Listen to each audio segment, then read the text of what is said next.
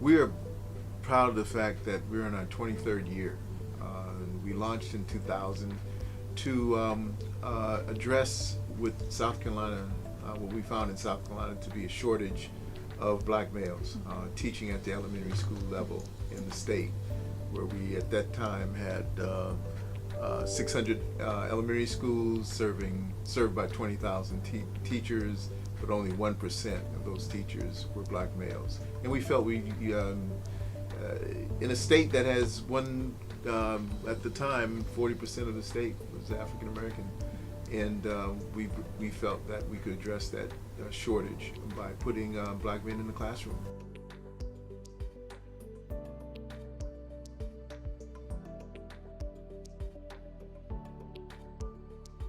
Having teachers in the classroom that reflect the demographic of the classroom. And when you're talking about 90% of elementary teachers being both white and largely women, again, in a demographic that is constantly changing. So we felt that 1% or 200 teachers in South Carolina 23 years ago wasn't sufficient, and we felt we could have an impact on classrooms by putting black males in front of a classroom.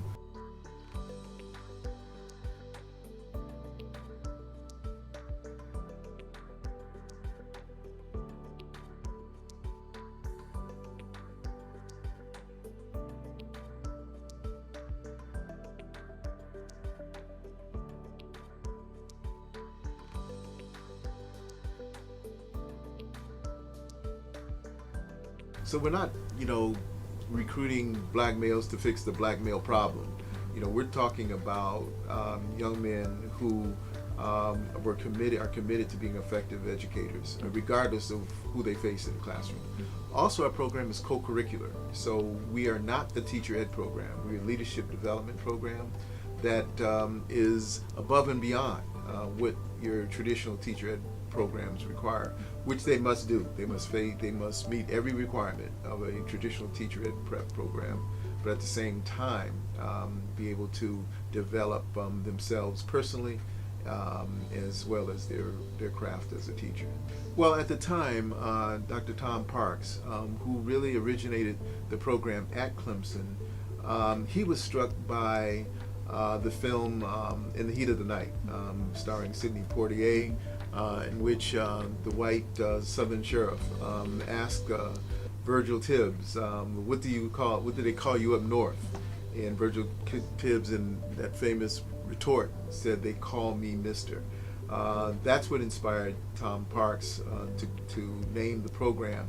On another level, on a deeper level, more historic level, in the South, in South Carolina, it was actually against the law to refer to a black male by their surname, Mister. So it's a name of respect. It's a name that we try to help our misters understand the value of being viewed as a man and viewed as a man of respect. What we're developing within the Call Me Mister program is to be solution-oriented and not problem-oriented. Not to always bang the drum about how bad things are, but also look for ways in which you can develop, and Call Me Mister, especially important as a hallmark, is develop positive relationships, one-on-one with people you come in contact with.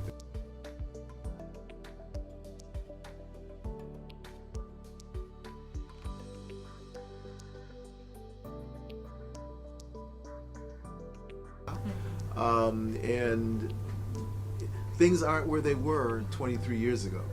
23 years ago, we were having to start from scratch, and it's hard to believe how far we have come. But think about that fact that we've already produced a full generation of misters. They're now not only teachers, but they're principals, they're assistant principals, they're leading teacher education programs with our very network. And they are evolving to the point where misters are hiring misters. In addition to that, we are now Although we started at the early child, elementary level, middle grade level, we've now expanded to K-12 to include high school, and we've accepted women in the Call Me MiSTER program, as well as other race participants, because we believe even if we put 1,000 misters out there tomorrow, that the majority of folks are still not able to experience a mister for their teacher. But what we've learned in the lessons learned, the best practices learned by misters that have been out there, we think we can influence others that would come through our system and be prepared to go into a classroom.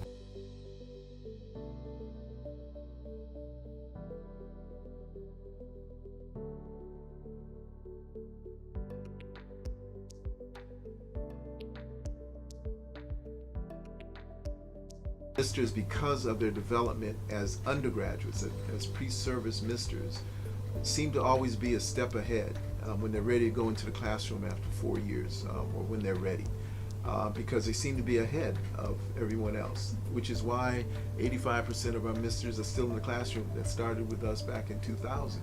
It's because they have learned how to enter a room and be the difference in that room wherever you are. Is it easy? No. Is everyone successful immediately? No. But for the most part, that we believe we've had that influence within systems, which is why we're often praised for how well misters are prepared, even as a rookie teacher. And we've had several instances in which our teachers have been Rookie Teacher of the Year. 25-30% of our teachers become Teachers of the Year, either at the school level, especially, or district level within their first 3 or 4 years.